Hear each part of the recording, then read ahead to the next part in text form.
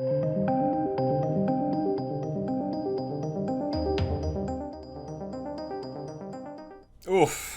That artery of Marvel just keeps bleeding. Well, I guess Disney, should I say. They're just bleeding out right now. It's crazy. This isn't just a mindless, like a hate video on Disney or anything like that. It's just the cold hard facts. They are absolutely rupturing money.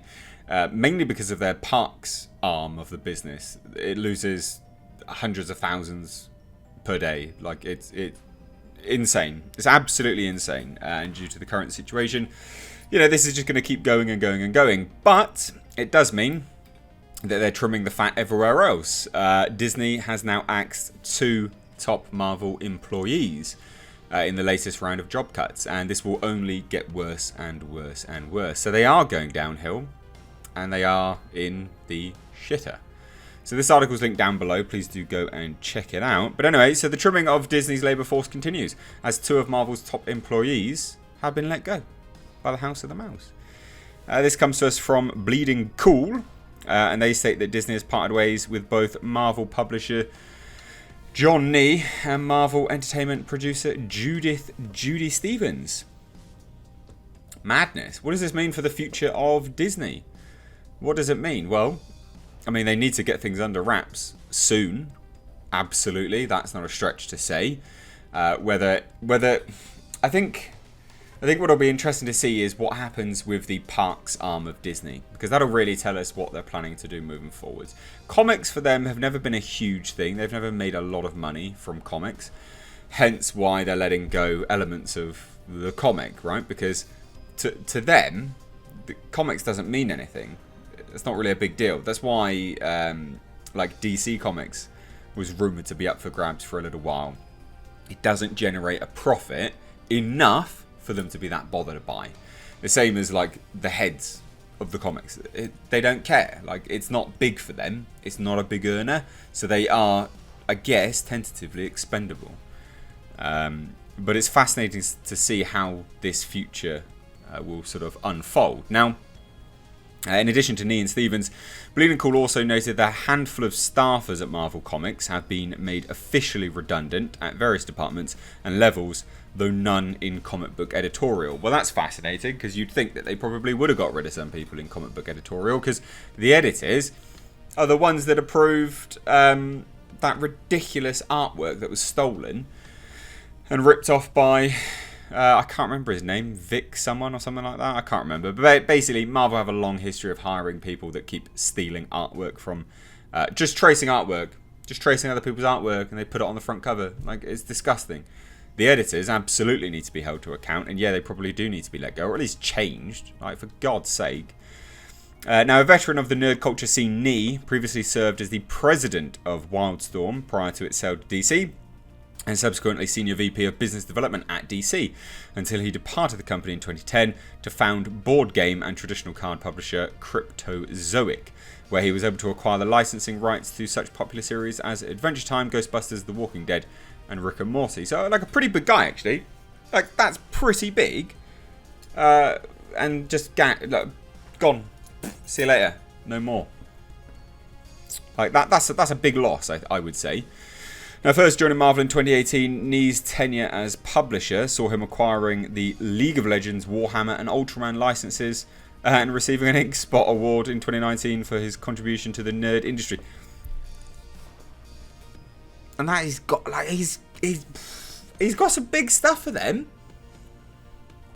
That's kind of like the comic book version of Kevin Feige being fired. Like, that is madness. That is actually madness. That's not a small thing. That's quite big.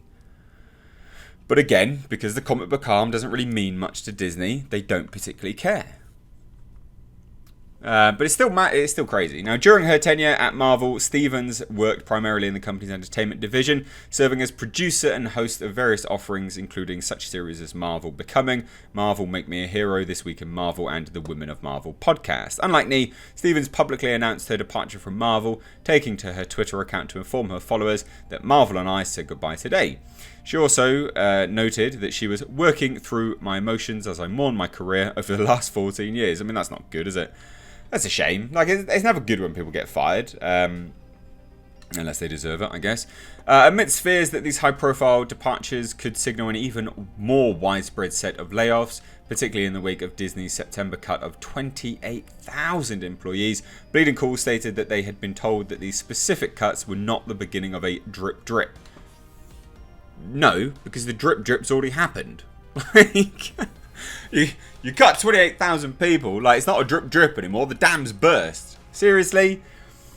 Anyway, however, this second-hand assurance did little to, basically persuade people of their concerns, as the same day Disney simultaneously announced that numerous divisions would be seeing cuts, including ESPN, Searchlight Pictures, and Studio's marketing arm, and their Broadway-based theatrical stage team. Like I said, they are just bleeding cash at the moment. It's madness. Now, whilst exact numbers have not been reported for all of the Disney's affected branches, Deadline reports that ESPN will see the loss of several hundred employees, and Searchlight Pictures will see the dismissal of 6 of their team members. That'll be big people, I'd imagine. Because you've got to remember, right? 28,000 employees, that's more sort of low level, like low branch, low earners, right? They are the backbone of businesses, but to a company, they'll say, well, we'll just get rid of them first. But as you get rid of what I guess they would consider cannon fodder, you have to start getting rid of bigger people. You know, you're getting rid of someone who acquired a license for goddamn Ultraman and Warhammer, right? If you're getting rid of them, the next people at ESPN are not going to be low-level employees, are they? Let's be honest, they're going to be bigger people. Absolutely. 6 team members will be large, upper people. Now, it's like Searchlight Pictures, shame. I mean, you know, a good example here is of course The Shape of Water, and that's another part of Disney's acquisition of Fox being just a expendable thing. But there is some hope at the end of the tunnel here, is that yes, they are getting rid of people, but will they now get rid of licenses? Maybe Predator will get sold off. Maybe Alien will get sold off. I mean, look, it's kind of like a fool's hope here. But there is definitely the potential, because if they're getting rid of all these people, they still need to make money somewhere. Yes, they make money by creating their own products and keeping hold of their licenses, but Marvel famously had to sell filing cabinets back in the day. Marvel as a comics publisher. So, and that's why Marvel had to sell, had their licenses were all over the place in terms of their products for film. There's nothing to say that Disney, in a spot of bother, which they are in at the moment, very clearly will not start selling their licenses off. Or at the very least, maybe even just selling branches of, what they had previously purchased. Sell a bit of Searchlight off, sell a bit of this off, sell a bit of that. Why not? Anything to make a bit of money here and there, and to keep from just bleeding cash, which they are currently doing. But there you go. It's tragic news, but it is Disney, I guess. At the end of the day, they're not someone to kind of lord over. It's a shame.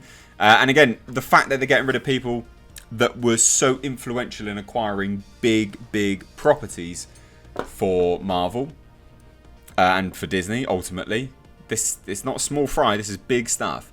So let me know your thoughts on this down below in the comment section. Are you one of those people that are like, yep, screw Disney at any cost, don't care, to hell with people even if they're losing their jobs, whatever? Or are you a bit like me that's, it's still sad and it's just more fascinating to watch the landscape unfold? Let me know your thoughts down below. If you're new here and you liked this content, please do give it a big thumbs up. That really does help me out. YouTube just sucks at the moment, like massive donkey balls. And if you're, returning subscriber, or if you're new here, and you want to be notified of stuff, click the notification subscribe button and the bell notification and click all, because YouTube won't notify you otherwise. And in fairness, they probably won't notify you anyway, because that's how much they suck at the moment.